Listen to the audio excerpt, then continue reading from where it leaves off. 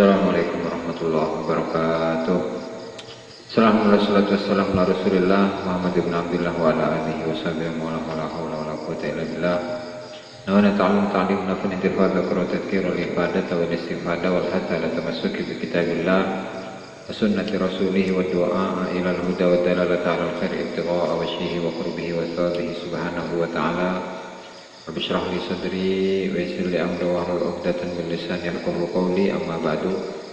Para hadirin yang dimuliakan Allah Subhanahu wa taala. Alhamdulillah, seperti biasa pada malam hari ini Allah Subhanahu wa taala masih memberikan kesempatan kesehatan pada kita sehingga kita masih bisa bersama-sama mengaji kitab Al-Hikam karya Ibnu Athaillah As-Sakandari yang disusun ulang oleh Al-Imam Ali Ibnu Husamuddin Al-Muttaqi Al-Hindi rahimahullahu ta'ala. Sebelum kita mulai, mari kita hadiahkan Al-Fatihah kepada mu'alliful kitab, semua ulama, semua guru kita, semua orang tua kita. Alhamdulillah wa lakum niyatin sholih wa ala man nabi aslafna sholih wa ila hadratin Nabi Muhammad sallallahu alaihi wasallam. Al-Fatihah. A'udzu billahi minasyaitonir rajim. Bismillahirrahmanirrahim. Alhamdulillahirabbil alamin arrahmanir rahim maliki yaumiddin. Iyyaka na'budu wa iyyaka nasta'in ihdinas siratal mustaqim siratal ladzina an'amta 'alaihim ghairil maghdubi 'alaihim waladdallin. Amin. Qala al-musannifu rahimahullahu ta'ala wa nafa'ana bihi wa bi ulumihi wa bi ulumikum fi daraini ila an qala babu fi zikri khafaya awtafihi ta'ala wa minanihi 'alal ibad ila an qala mata futiha laka babul fahmi fil man'i adal man'u 'ainal ata. Mata kapan futiha dan buka laka kedua sira apa babul fahmi apa pintu pemahaman fil man'i ing dalem larangan atau pencegahan ada mongko balik apa al-man'u pencegahan iku ainal ata iku zate pemberian. Pada pertemuan kali ini kita masih membahas tentang pemberian-pemberian dari Allah Subhanahu wa taala, yang mana pemberian itu merupakan karunia dari Allah Subhanahu wa ta'ala. Meskipun pemberian itu bukanlah berdasarkan atas balasan atau imbalan dari amal yang kita perbuat.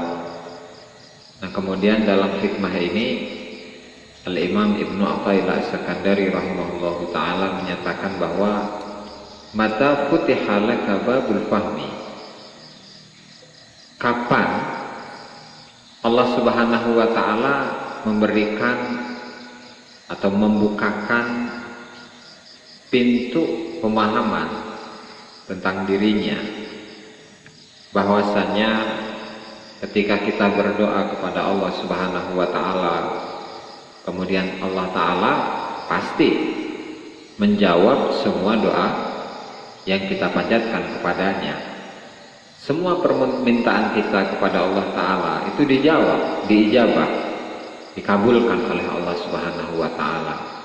Nah, hanya saja Allah Ta'ala itu lebih tahu kapan Allah Ta'ala memberikannya kepada kita, apakah sekarang, apakah minggu depan, apakah bulan depan, apakah tahun depan. Yang terkadang menurut kita ketika pemberian itu datangnya telat, atau doa yang sudah kita panjatkan selama ini sudah bertahun-tahun itu telat, maka bagaimana? Ya tentu karena kita itu sudah mengetahui, sudah memahami bahwasannya pemberian dari Allah Subhanahu wa ta'ala itu adalah gimana Allah Ta'ala, tergantung bagaimana Allah Subhanahu wa ta'ala. Ya maka kita akan memahami bahwasannya itu merupakan rahmat, merupakan kasih sayang dari Allah Subhanahu wa ta'ala. Ya karena apa? Ya karena Allah Ta'ala itu ingin menempatkan kita dalam posisi di mana kita itu selalu tadarrur, selalu menyimpung, selalu bersimpung, selalu taat, selalu ibadah secara totalitas kepada Allah Subhanahu wa taala. Nah, sehingga ketika kita berdoa kepada Allah, kemudian pemberiannya tidak kunjung datang, maka dari situlah kita memahami bahwasanya dalam keterlambatan diijabahnya sebuah doa itu merupakan sebenar-benarnya pemberian. Ya, karena tujuan dari kita berdoa itu bukanlah datangnya pemberian. Misalnya ada seseorang yang mengatakan, yang berdoa kepada Allah, ya Allah, saya itu ingin menjadi seorang ulama, saya ini ingin menjadi seorang polisi, ingin menjadi seorang kiai, pengusaha sukses dan seterusnya.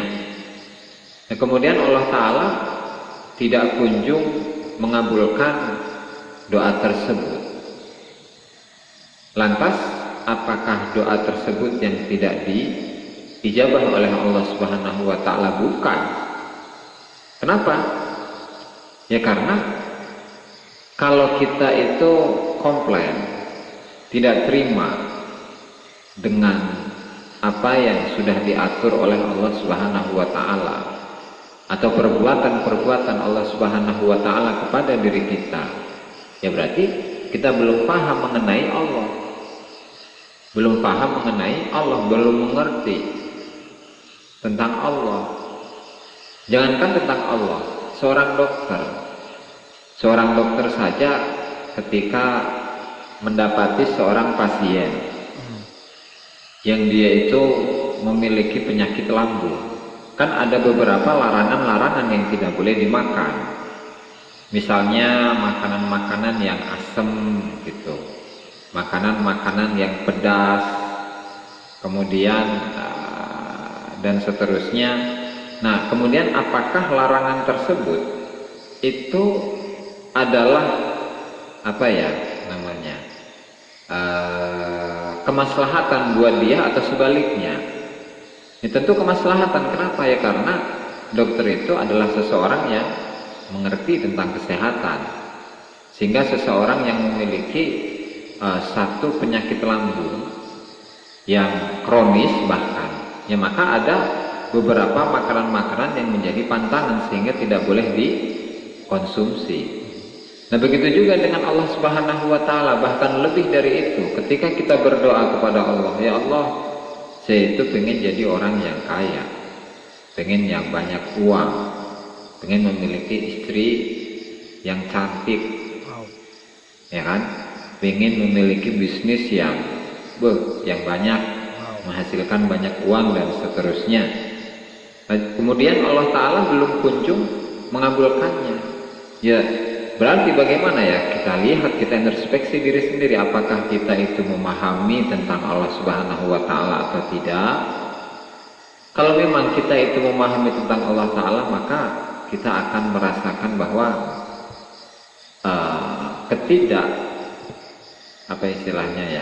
permintaan kita yang belum kunjung dikabulkan oleh Allah Subhanahu wa taala itu adalah bentuk kasih sayang Allah Subhanahu wa taala kepada diri kita.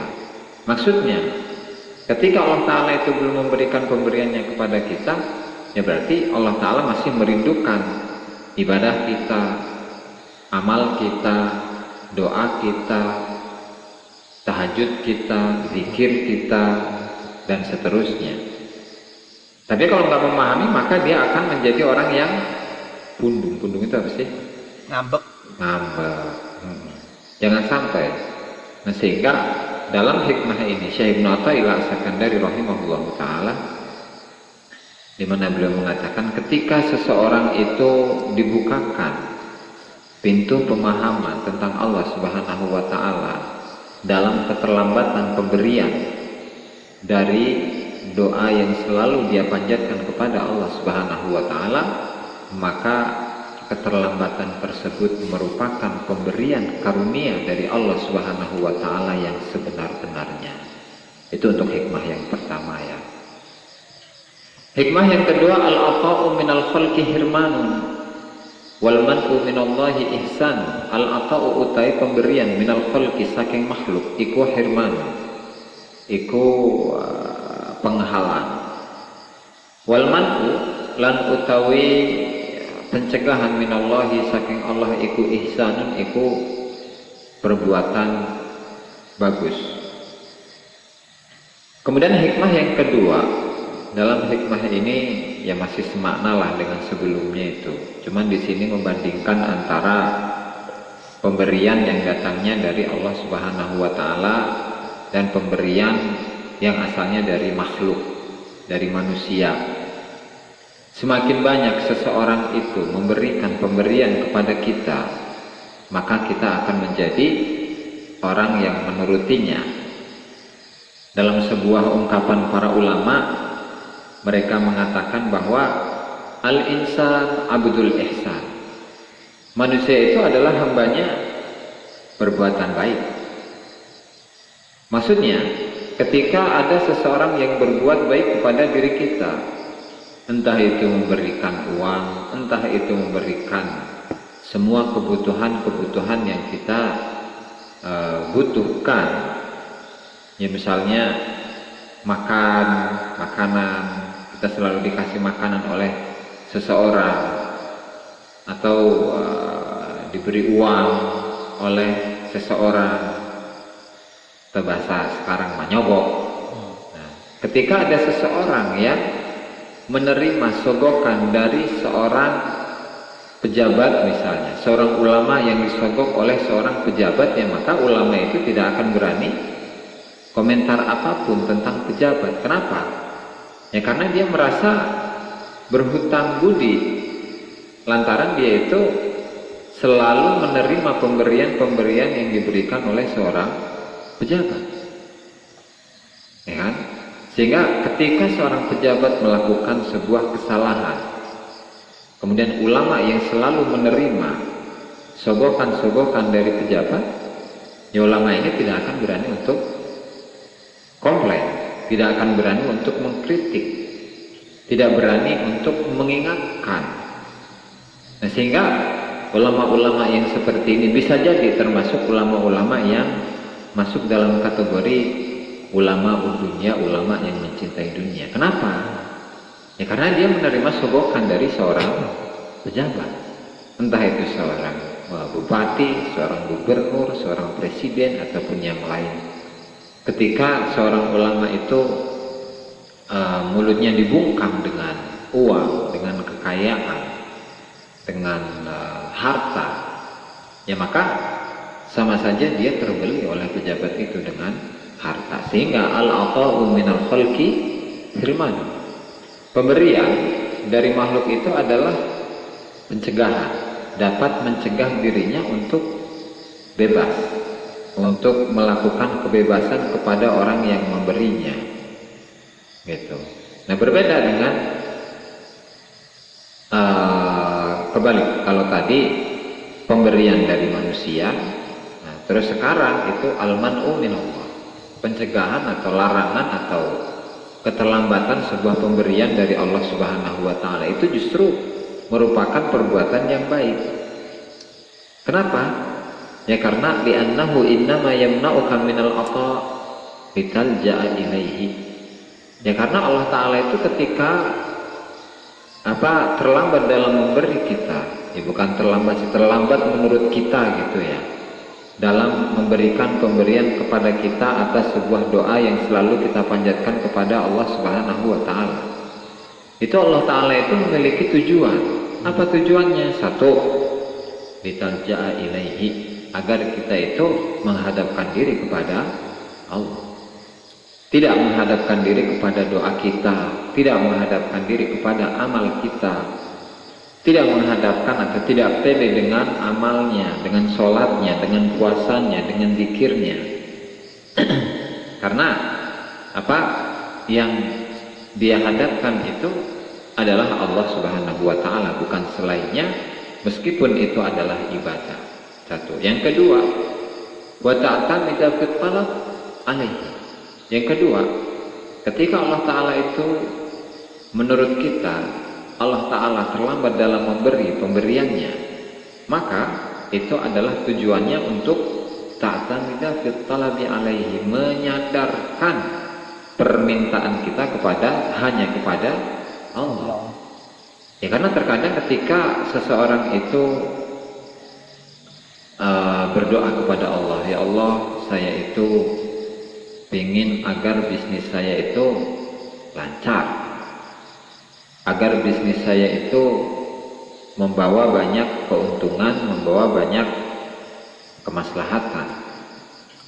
Nah, kemudian yang dia sandarkan itu bukan Allah Ta'ala, tetapi yang dia sandarkan adalah bisnis itu.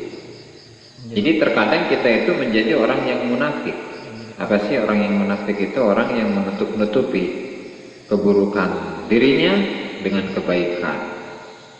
Maksudnya, dia itu dari sisi zahirnya seakan-akan meminta kepada Allah Ta'ala, ya Allah, lancarkanlah usaha saya.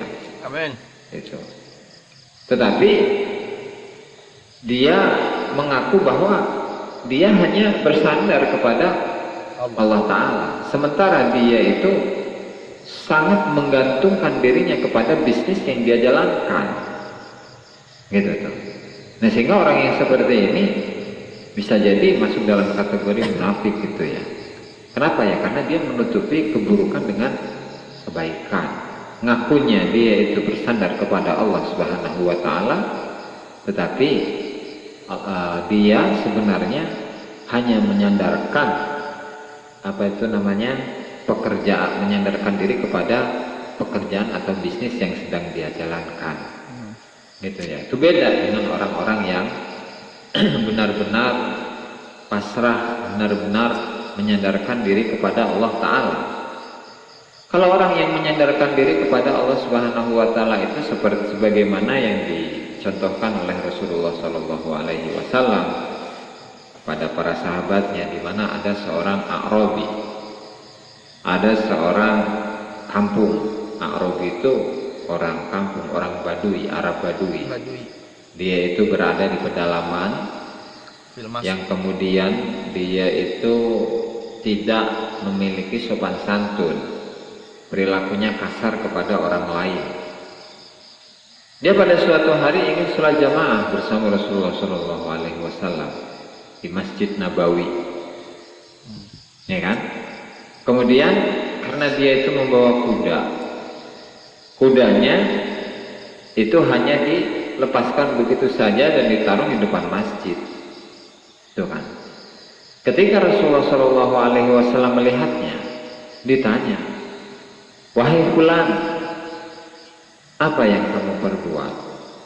Ya Rasulullah, saya ini adalah orang yang bertawakal, orang yang pasrah diri kepada Allah. Ya, berpasrah diri kepada Allah. Sehingga kuda yang saya kendarai itu ya saya tinggalkan begitu saja di depan masjid. Tetapi kata Rasulullah, bukan begitu tawakal itu, bukan.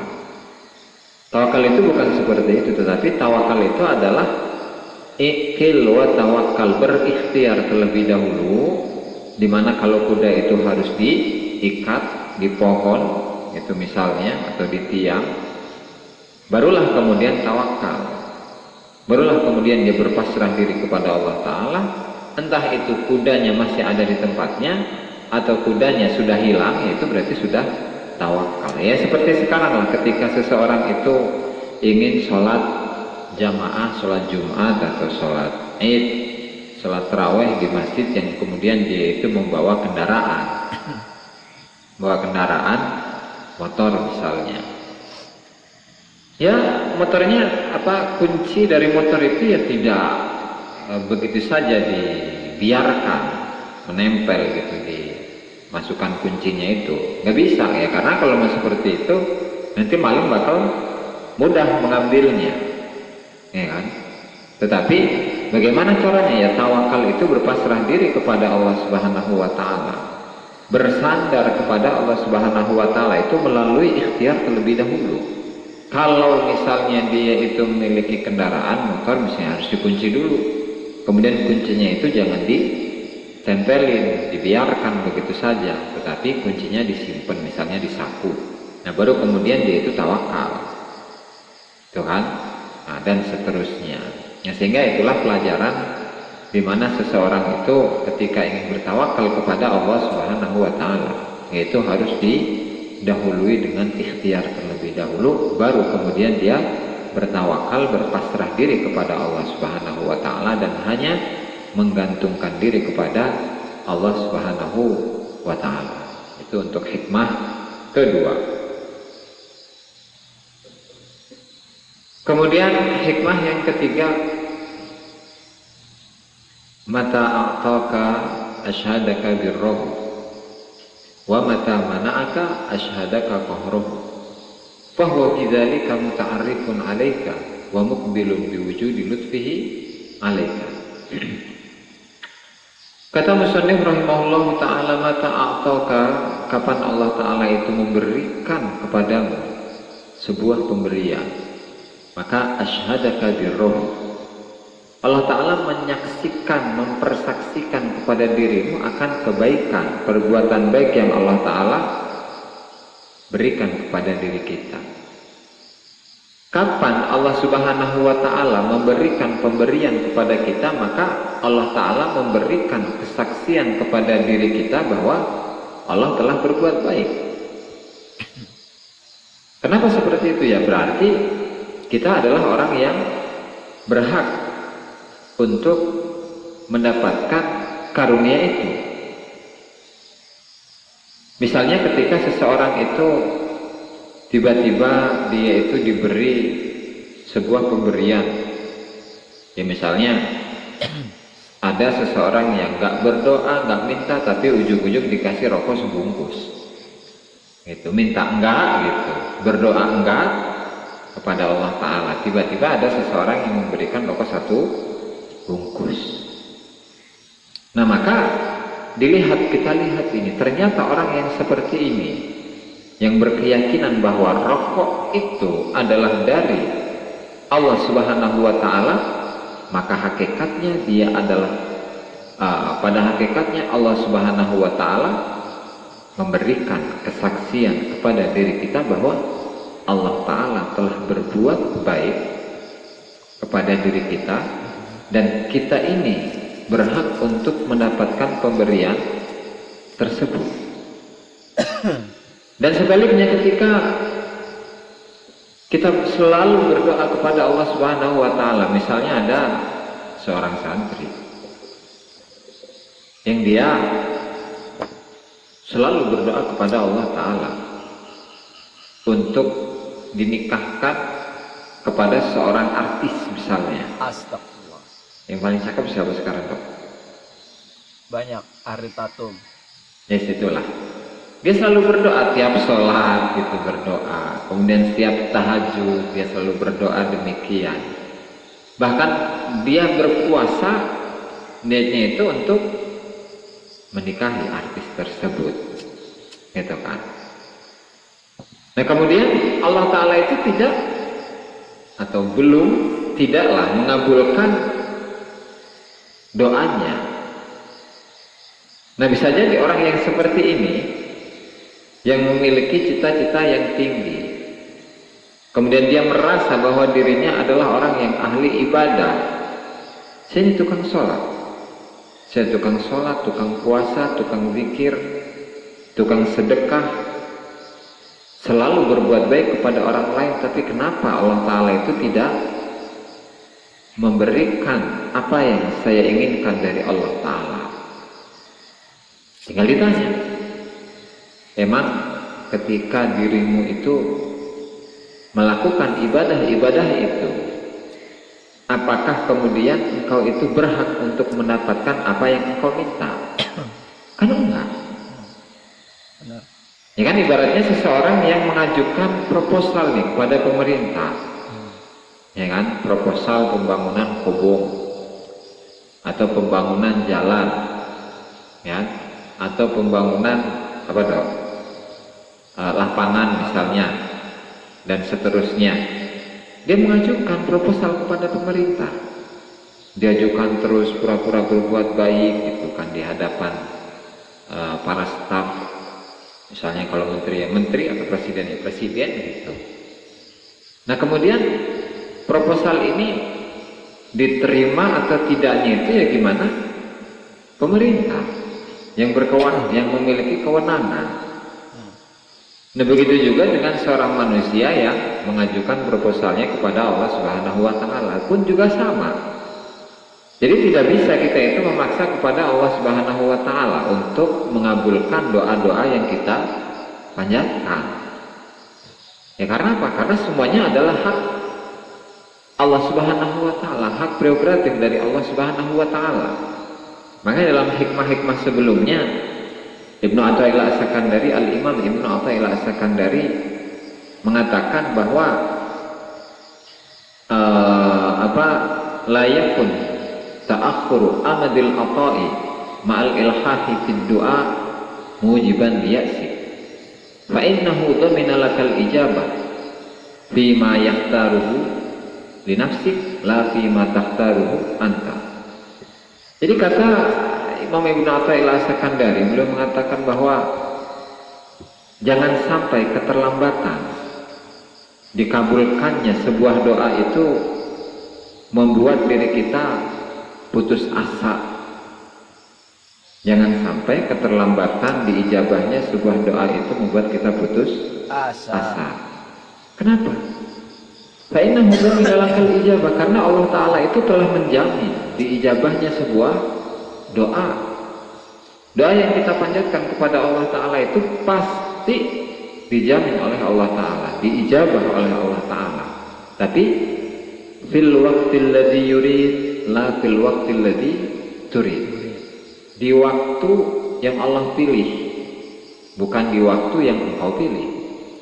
Ya nggak bisa dong kita mengatur-ngatur Allah Ta'ala, justru kita yang diatur oleh Allah Ta'ala. Benar. Gitu kan? Oke, lanjut. Fima yakhtaruhu li nafsik la fima takhtaruhu li nafsik.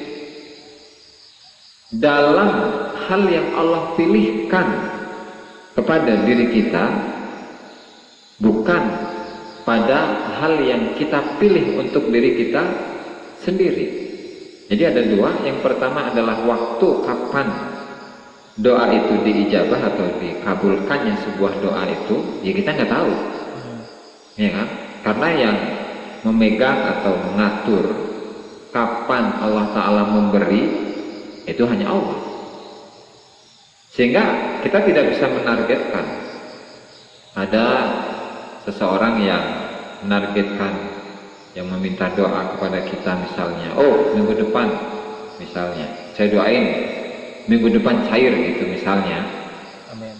Kemudian saya berdoa kepada Allah Ta'ala minggu depan cair. Ya kalau memang kita itu adalah kekasih Allah Subhanahu wa Ta'ala, bisa jadi. Tapi kalau bukan kekasih Allah Subhanahu wa Ta'ala, dari mana kan jaminan yang seperti itu? Karena yang mengatur itu adalah Allah Ta'ala, bukan diri kita, kan gitu. Nah kemudian fima yakhtaruhu li nafsik, dalam pilihan yang disandarkan, diberikan kepada Allah Subhanahu wa Ta'ala. Maksudnya Allah memilih mau ngasih mau enggak, itu gimana Allah Ta'ala. Ibaratnya ada seorang anak yang meminta kepada orang tuanya, Pak minta HP gitu misalnya. Jadi Edo misalnya punya anak, nah anaknya minta HP kepada Edo. Astagfirullah. Pak minta HP gitu. Nah kemudian Edo ini melihat kemaslahatan, ketepatan atau kondisi yang terbaik untuk anak ini gimana? Apakah layak untuk dia beri HP sekarang atau nanti saja ketika dia sudah lulus SD misalnya? Itu kan gimana itu? Gimana orang tuanya? Mau orang tuanya memberi atau orang tuanya nggak memberi? Itu gimana orang tuanya kan? Nah begitu juga dengan manusia di hadapan Allah Subhanahu wa Ta'ala pun juga sama. Ketika kita berdoa kepada Allah Ta'ala, ya berarti kita ya hanya mengajukan proposal. Diterima atau tidaknya proposal itu ya gimana Allah Ta'ala. Dan sebaliknya, wa mata mana'aka ashhadaka qahruhu. Nah sebaliknya ketika kita berdoa kepada, dan kapanpun ketika Allah Ta'ala itu memberikan keterlambatan diijabahnya atau pemberian kepada seseorang yang sudah berdoa kepadanya, maka ashhadaka qahruhu, Allah Ta'ala itu menampakkan, memberikan kesaksian bahwa Allah Ta'ala itu adalah maha qahar, adalah maha perkasa. Ya maksudnya Allah Ta'ala itu ya tidak bisa diatur-atur gitu.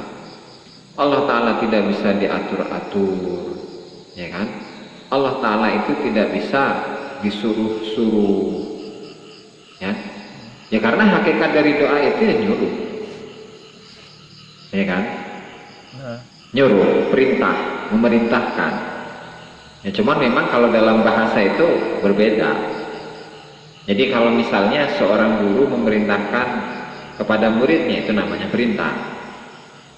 Seorang orang tua memerintahkan kepada anaknya, itu namanya perintah.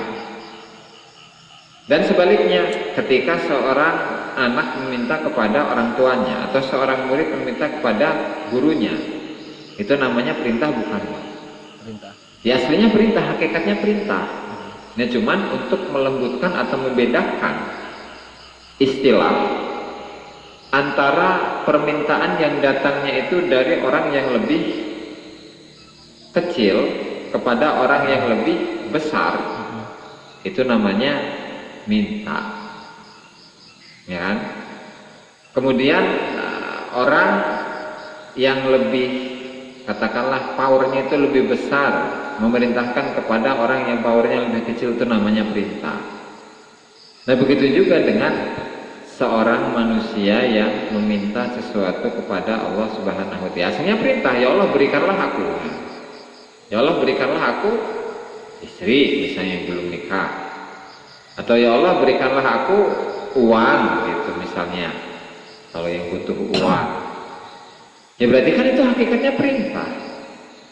Ada sesuatu yang kita harapkan dari orang yang kita minta, itu sama. Nah sehingga ya bahasanya aja yang sedikit berbeda. Kalau kita ke Allah Ta'ala itu namanya doa, dan doa itu sama aslinya itu merintah Allah Ta'ala untuk memberikan kita, itu kan. Ya misalnya seperti doa Rabbana ighfir lana dzunubana wa illam taghfir lana lanakunanna minal khasirin. Rabbana ighfir, ighfir. Itu fi'il apa? Fi'il apa? Ighfir, amr. Amr itu artinya perintah. Kita memerintahkan Allah Ta'ala untuk mengampuni diri kita, sama perintah itu. Nah, cuman bahasanya memang tidak boleh kita itu menggunakan bahasa kita memerintah Allah Subhanahu wa Ta'ala, nggak boleh, karena itu mimbabil adab gitu ya.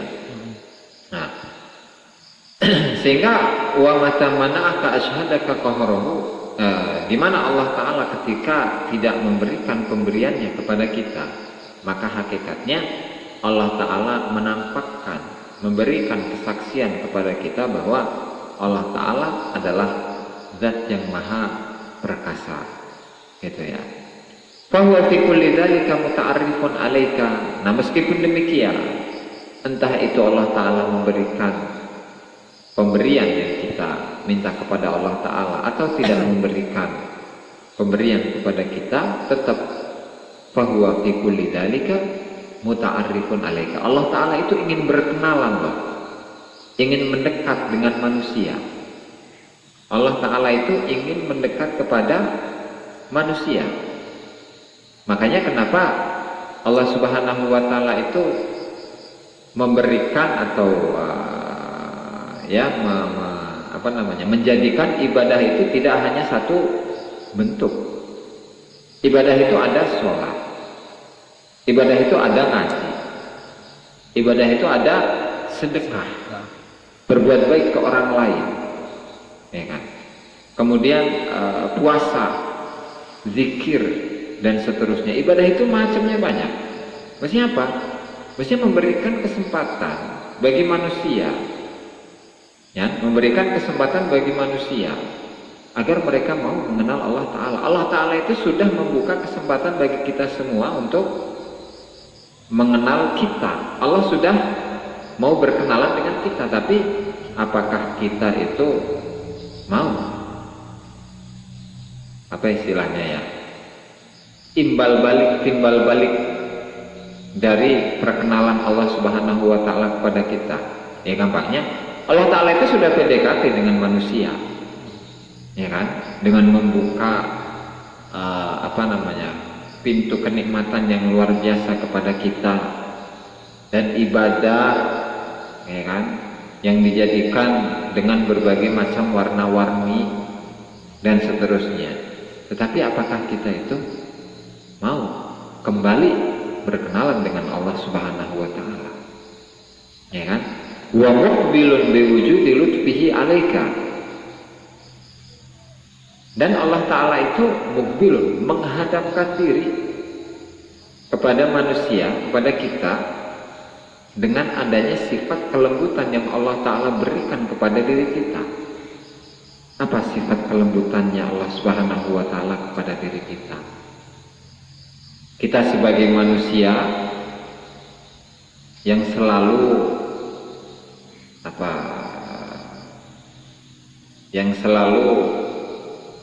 bahasanya itu, yang selalu tidak taat lah kepada Allah Ta'ala. Kita disuruh sholat, kita nggak sholat. Kita disuruh ngaji, kita nggak mau ngaji. Kita disuruh berbuat baik kepada orang lain, kita enggak. Kita disuruh sholat dan sholatnya itu benar-benar maksimal, benar-benar ingin mendekatkan diri kepada Allah Ta'ala. Tapi kalau kita sholat, justru yang di dalam hati kita, dalam pikiran kita itu adalah duit. Allah. Ngeri. Di dalam pikiran kita itu adalah utang. Ngeri. Di dalam pikiran kita adalah bagaimana saya itu ke depannya, apakah menjadi orang yang sukses atau tidak, kaya atau tidak, dan seterusnya. Atau ketika dia sholat, yang di dalam pikirannya itu adalah permasalahan-permasalahan yang dihadapi saat ini. Dari mana? Gitu kan? Dari mana? Tapi meski demikian Allah Ta'ala membiarkan kita saja, gitu kan? Tidak menyiksa kita, tidak mengazab kita, dan seterusnya. Tetapi kesehatan masih Allah Ta'ala kasih, nafas masih Allah Ta'ala tidak menutup nafas kita, melihat kita masih bisa melihat, mendengar kita masih bisa mendengar, gitu. Kemudian berjalan kita masih bisa berjalan, makan masih bisa makan, minum masih bisa minum, merokok masih bisa merokok. Padahal model ibadahnya itu seperti itu, gitu kan? Kalau dibilang pantas nggak sih Allah Ta'ala itu memberikan kesehatan bagi kita itu? Aslinya nggak pantas. Allah Ta'ala itu memerintahkan kita sholat, sementara sholatnya kayak gitu. Mending itu masih mau sholat. Kalau nggak mau sholat, tetapi tetap Allah Ta'ala tidak menurunkan azab kepada diri kita. Nah, berbeda dengan umat terdahulu, umatnya Nabi Isa, umatnya Nabi Daud, umatnya Nabi Sulaiman, Nabi Nuh, Nabi Syuaib, Nabi Harun, dan nabi-nabi yang lainnya. Ketika mereka diperintahkan oleh Allah Subhanahu wa Ta'ala untuk melakukan sebuah ibadah, kemudian ibadah itu tidak mereka laksanakan, jegur langsung azab turun kepada mereka. Itu bedanya antara umatnya Nabi Muhammad SAW dengan umat terdahulu. Jadi ya kita harus banyak-banyak syukur ke Allah Ta'ala, ya kan? Allah Ta'ala tidak mengazab kita, padahal kita sebagai seorang makhluk, sebagai seorang manusia itu belum menjadi hamba yang sesungguhnya, gitu kan? Belum menjadi manusia yang sesungguhnya, ya kan? Sehingga ketika melihat bahwasanya Allah Subhanahu wa Ta'ala itu sudah PDKT dengan kita, apakah kita mau sebaliknya PDKT kepada Allah Subhanahu wa Ta'ala? Dan jawabannya ada di dalam diri kita sendiri, itu ya. Wa inna ma yu'limuka man uli adami fahmika anillahi fihi wallahu ta'ala a'lam bissawab. Demikianlah para hadirin yang dimuliakan Allah Subhanahu wa taala. Pengajian pada malam hari ini mudah-mudahan bermanfaat bagi kita, dan semoga kita bisa mengamalkannya. Amin ya rabbal alamin. Kurang dan lebihnya saya mohon maaf. Allahumma muwaffiq ila aqwamit thoriq. Wassalamualaikum warahmatullahi wabarakatuh.